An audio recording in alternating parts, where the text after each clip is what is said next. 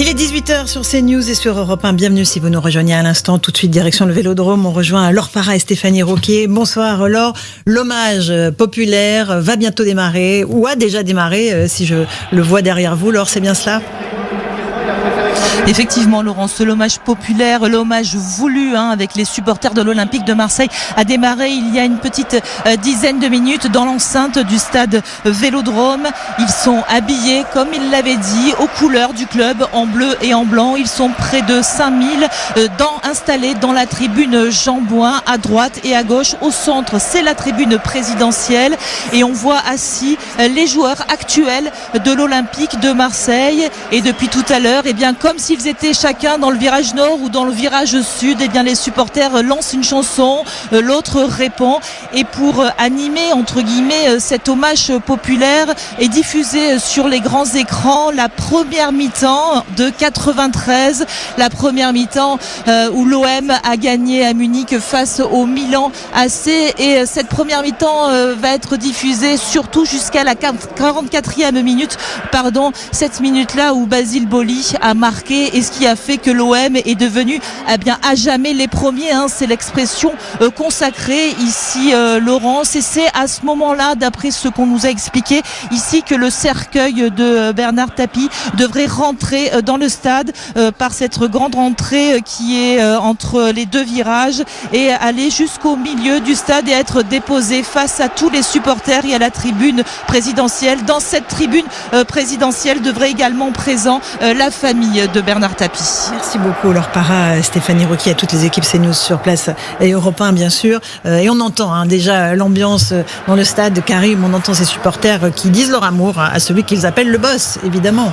Exactement, Laurent, c'est un hommage qui était très attendu. Les supporters de l'Olympique de Marseille, les amoureux du club, vous savez, le football est vécu comme une religion à Marseille. On y. Et Tapie, Bernard a permis à l'OM de remporter la plus belle des coupes, c'est la Coupe des clubs champions en 1993, et il est dans le cœur de tous les Marseillais, de tous ces supporters qui se sont réunis aujourd'hui dans la tribune Jean Bouin et qui se renvoient donc les chants victorieux de l'Olympique de Marseille, avec au milieu cette tribune présidentielle qui est occupée, une fois n'est pas coutume, par les joueurs qui sont d'habitude sur le terrain, mais là ils sont dans la tribune présidentielle et ils vont rendre aussi hommage au boss, à celui qui a permis de restaurer une fierté à jamais pour les Marseillais, premier club français à gagner la Coupe des clubs champions, donc une ferveur extraordinaire dans cette ville, et cette nostalgie toujours encore des supporters marseillais qui ont envie de revivre ces séquences du club, ces moments de joie, d'enthousiasme. Vous savez, le stade Vélodrome, je ne sais pas si vous êtes déjà allé au stade Vélodrome, mais c'est une antre où l'ensemble des classes sociales, des gens de Marseille de toute origine, se réunissent.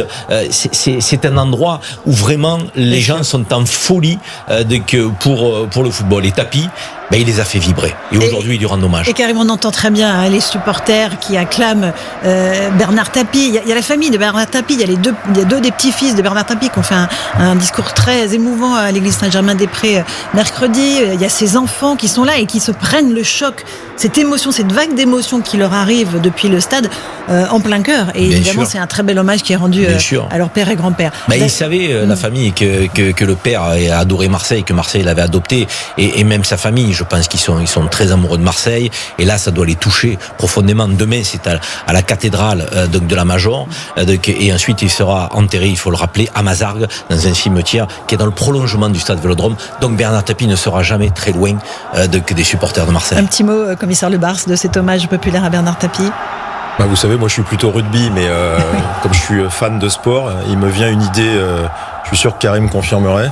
Si Bernard Tapie avait eu la présidence d'un club de rugby, je pense qu'il aurait réussi comme il a réussi dans le foot, parce qu'en fait, il a réussi tellement de choses que ce gars-là, et je dis ça, c'est pas péjoratif, il est tellement volontariste que je suis quasiment persuadé que s'il avait eu un club de rugby, il aurait galvanisé aussi un club de rugby, voire plus. La deuxième chose qui me vient, c'est un peu plus politique, mais il y a des gens qui ont disparu pendant la crise des Gilets jaunes, et quand Bernard Tapie a pris la parole pendant la crise des Gilets jaunes, il a dit des choses que peu de gens ont osé dire, et je pense que sa connaissance du peuple ou des gens fait s'il avait eu des responsabilités, il aurait pu faire des choses. Et puis la troisième, c'est que des policiers ont eu affaire à lui dans ses ennuis, et il n'y en a pas un qui n'ait pas dit qu'ils n'avaient pas en face de lui un battant, un mec qui se respecte, et il est parti avec cette image de battant. Il a en plus passé des messages par rapport à la maladie et ce côté combattant, c'est ce que tout le monde lui reconnaît aujourd'hui. Voilà, je crois que c'est 3 choses qui me viennent à l'esprit. Professeur Juvin, alors que l'hommage se poursuit au Vélodrome, il s'est battu contre la maladie jusqu'au dernier moment. Il a vraiment, à chaque fois qu'il le pouvait, remercier les équipes soignantes qui se sont occupées de lui. Il a aidé d'autres malades. Il a été très très attentif à tous ceux qui combattent le cancer. Ce qui était extraordinaire, c'est que quand il rencontrait les équipes soignantes, il donnait autant de force aux équipes soignantes qu'il en avait lui-même. Il avait une énergie qui était une énergie transmissible à tous les gens qui étaient autour de lui. Et je ne sais pas qui soignait qui, mais quand il sortait d'un service, les gens étaient reboostés. C'était extraordinaire. D'accord. Céline Pina, la famille est réunie, la grande famille du football, pour cet hommage à Bernard Tapie, que évidemment tout le monde a en mémoire. On vient d'entendre les mots qu'il disait à propos de Marseille. Il disait, je suis chez moi à Marseille, voilà. Même, je voulais rebondir sur la vitalité dont parlait le professeur Juvin. C'est vrai que cette vitalité, elle était dingue. Moi, je me souviens, petite fille, dans les années 80, il faisait une publicité où en fait, il incarnait une pile. C'était Duracell, en fait. Tapie, c'était Duracell. Donc cette énergie qui rayonne et qui finit par rayonner sur tout ce qui l'entourait, c'était réel. C'était pas Duracell, si je me souviens. Voilà. Alors c'était pas Duracell. Voilà. Moi, ce dont je me souviens, en tout cas, c'était que cet homme, il avait l'air d'avoir plus de vie que les 3/4 des gens qui l'entouraient, y compris quand il rentre en politique, il amène une vitalité incroyable, et que cette vitalité, je trouve que c'est ce qui nous manque aujourd'hui. C'est en cela qu'il nous rappelle aussi les heures heureux, les jours heureux. Voilà, je disais, il me fait penser aussi à Jean-Paul Belmondo pour ça. Ce sont des gens qui nous ramènent vers des jours heureux où le monde nous était promis, où on pouvait transmettre à nos enfants ce qu'on avait reçu. Et aujourd'hui, on est dans des temps difficiles et on aime bien ces hommes qui nous ont fait vibrer dans ces temps-là. Allez, un petit mot de Laure Parra. Je ne sais pas si elle est encore avec nous, notre envoyée spéciale correspondante au Vélodrome. Laure, vous m'entendez, il y a beaucoup d'ambiance, ça y est, dans le Vélodrome?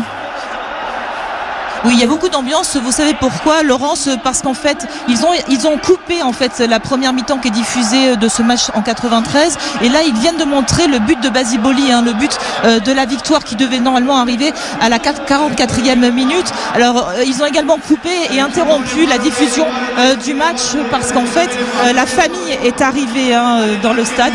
Je vais me taire juste un moment, Laurence, pour vous laisser écouter en fait ce qui se passe. Et c'est fini. L'Olympique de Marseille a remporté la Coupe d'Europe des clubs champions. C'est une ambiance digne de grandes rencontres de football. Les supporters ne pouvaient pas faire aussi bien que cela. Ils étaient convaincus qu'il fallait faire cet hommage en criant leur amour pour le maillot bleu, comme il dit ici, le maillot bleu et blanc, et leur amour pour le boss, Bernard Tapie. Alors il se dit dans l'organisation, il était prévu qu'en fait, au moment où la famille serait installée et au moment où on aurait vu ce but de Basile Boli, le cercueil allait rentrer dans le stade pour être installé face à la tribune Jean-Bouin et face à la tribune présidentielle. On continue avec vous évidemment à suivre cette cérémonie. Karim, c'est très émouvant, je trouve, ce moment lié de communion dans cette enceinte sportive. Mais c'est très émouvant parce que c'est aussi cette étape de la vie de Bernard Tapie qui en a fait le personnage, j'ai envie de dire, public, connu, reconnu. Donc c'est cette victoire avec l'Olympique de Marseille, derrière son engagement en politique appelé par François Mitterrand aux responsabilités pour devenir ministre de la ville. Et tout ce que touchait Tapie à cette époque-là a donné le sentiment de ne pouvoir que réussir. Et on se souvient, il a eu derrière une carrière d'acteur, de comédien. Tapie, c'est une énergie extraordinaire. Et c'est vrai qu'aujourd'hui, l'hommage qui lui est rendu va nécessiter, je le pense, de la part des dirigeants de l'Olympique de Marseille, à prendre des décisions dans les heures ou les jours qui viennent. C'est peut-être de rebaptiser le stade Bernard Tapie. C'est attendu de la part des clubs de supporters, parce qu'aujourd'hui, c'est l'Orange Vélodrome. Demain, ça risque d'être le Vélodrome Bernard Tapie. Je pense que ça ne serait que mérité. Il faudrait que sur le naming, c'est comme ça qu'on dit aujourd'hui, que l'Olympique de Marseille fasse une petite concession. Mais je crois que Bernard Tapie le vaut bien. À jamais les premiers, c'est à Bernard Tapie qu'on le doit. Et ça, je crois que les Marseillais l'oublieront jamais.